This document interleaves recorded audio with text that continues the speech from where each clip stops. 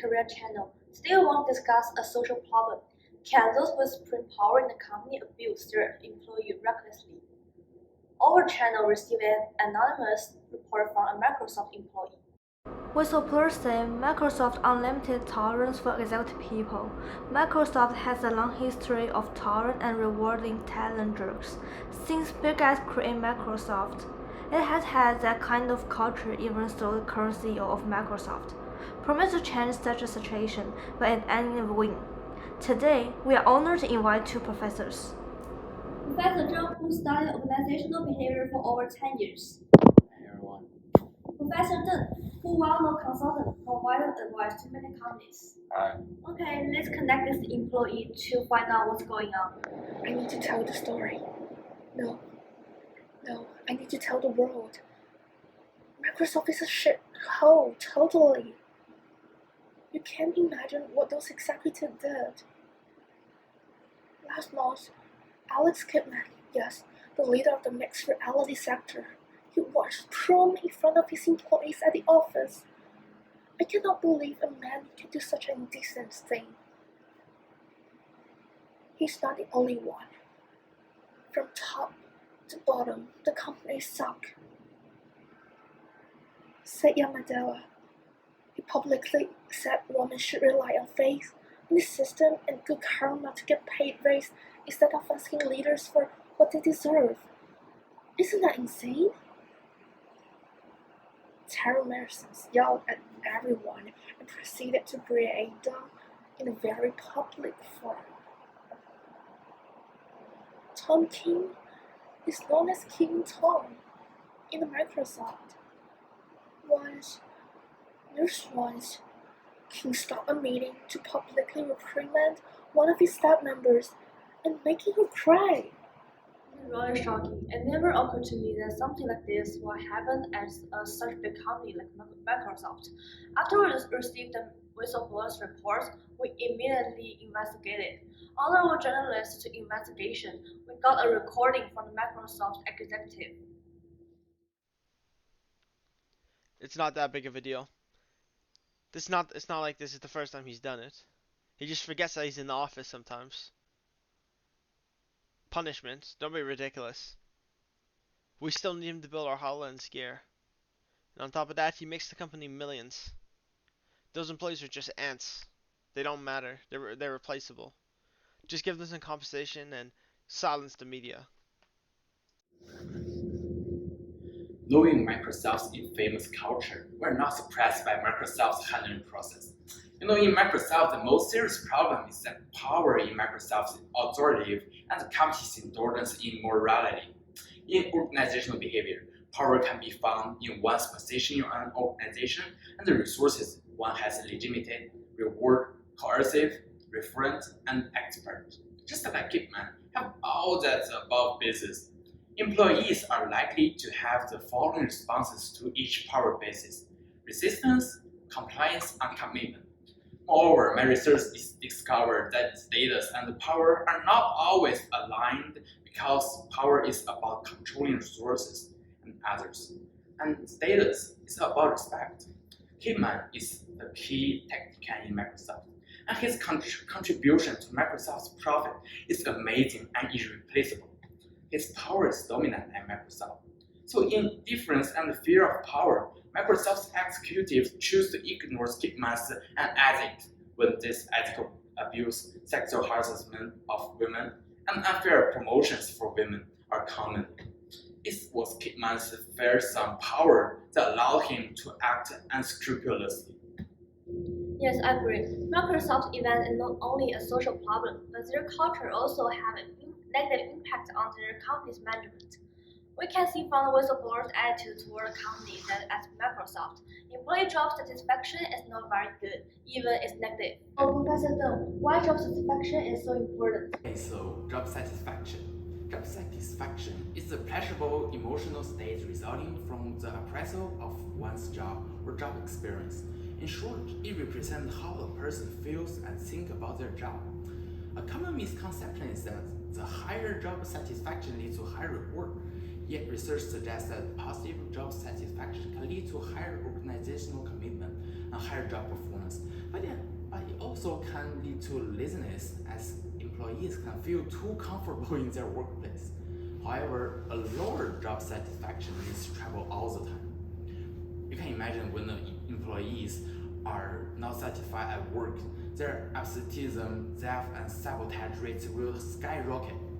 Worse, a lower job satisfaction is associated with lower life satisfaction, indicating that unhappiness employees may transfer their workplace frustration to family at home. Therefore, the companies should take job satisfaction seriously for their own profit and the social responsibility. So in this case, Microsoft has gathered tons of talents. Their innovations brings the compliments back to the company. However, the firm's inner culture does not look as pretty as the public perceived. Referring to the article from the Business Insider, many employees suspected that female employees are subjected to sexual harassment and unfair treatment by so-called vital employees. In addition, the Microsoft's culture tends to protect the interests of talented people, which is totally ridiculous to happen in the workplace. When people receive unfair treatment, they tend to be unhappy about their job, so it's leading to a lower job satisfaction. They may leave the company in the end. Perspective of organizational behavior, employees' morale, and overall mood plays a large role in the success of a company. A large part of employees' morale is based on intrinsic motivators that company provides. This means that if employees don't find their work fulfilling, their morale will be significantly decreased. There are 5 major characteristics which play a role in creating jobs that will satisfy employees' intrinsic needs. These 5 characteristics are skill varieties, task identity, task significance, autonomy, and job feedbacks. So Microsoft seems to have been struggling with the last 2, autonomy and job feedback. At Microsoft, constructive feedback is almost non-existent. Executive Vice President Myers, one of the Golden Boys, was known for berating and insulting employees on a personal level when they make mistakes. If you're employees at Microsoft, you shouldn't expect any positive feedbacks unless you're one of the Golden Boys. Life as an average employee will result in harsh insults after a mistake and no recognition for the success.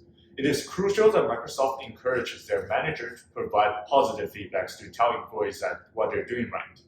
This could be done through monthly performance reviews or just even private conversations after a big project has been completed. As well as the negative feedbacks need to be constructive criticisms. At the moment, employees just feel valueless and mistreated.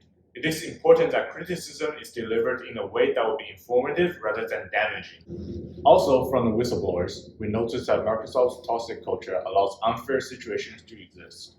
Equity theory, for example, acknowledges that employees' motivation don't just depend on the outcome of what they receive for their input at work, but also depends on how they view others' input versus outcome.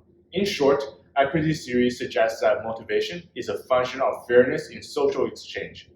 This balanced through the input versus outcome ratio.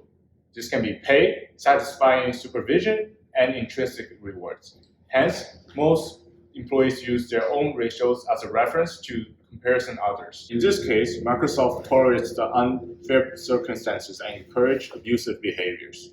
According to the article, Tom King, the corporate vice president, took all of the credit for enormous Pentagon contract, leaving no reward for the rest of the employees who managed the project. His action triggered equity distress among the employees. Their ratios of outcome is less than King's, and he gets all the rewards for himself. Some employees began to lower their efforts in order to restore the balance to the equity ratio. Since it was improbable for them to ask for more recognition, worse, the company turned a blind eye on King. So his abusive behavior at work tended to be left unchecked, causing many other employees to feel inferior. While other employees are punished for complaining about the situation, ultimately, the broken company equity demotivates workers and creates negative emotions in the workplace. Some employees speak out in the public, some reduce their work effort, and some adapt to the inequality and begin terrorizing their own colleagues. This higher than average input and output ratio are causing more workers to adjust their own ratios. This can be fixed by the top management team and shareholders, who hold more power than the singular executives. Furthermore, employees could unite and organize walkouts, exposing the problem to the public and forcing the executives to bear consequences.